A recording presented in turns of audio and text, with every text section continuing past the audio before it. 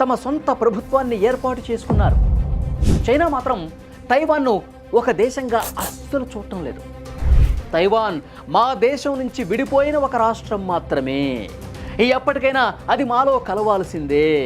అవసరమైతే బల ప్రయోగం చేసేనా లాక్కుంటామని వార్నింగ్ ఇస్తోంది చైనా.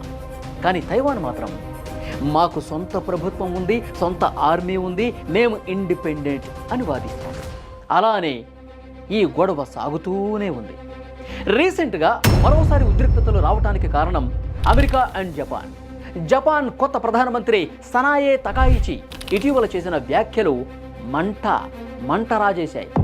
ఒకవేళ చైనా తైవాన్పై దాడి చేస్తే జపాన్ సైన్యం ఊరుకోదని, తైవాన్ రక్షణ కోసం జపాన్ కూడా యుద్ధంలోకి దిగుతుందని ఆమె హెచ్చరించారు. అదేవిధంగా అమెరికా భారీ ఆయుధాల ప్యాకేజీ. ఇటీవల అమెరికా తైవాన్కు $11.1 బిలియన్ అంటే సుమారు 92,000 కోట్ల రూపాయల విలువైన ఆయుధాల విక్రయానికి గ్రీన్ సిగ్నల్ ఇచ్చింది. ఇది తైవాన్ చరిత్రలోనే అతిపెద్ద ఆయుధ ఒప్పందం అన్నమాట. ఇందులో చైనా భూభాగంపై దాడి చేయగల అత్యాధునిక క్షిపణులు కూడా ఉన్నాయి.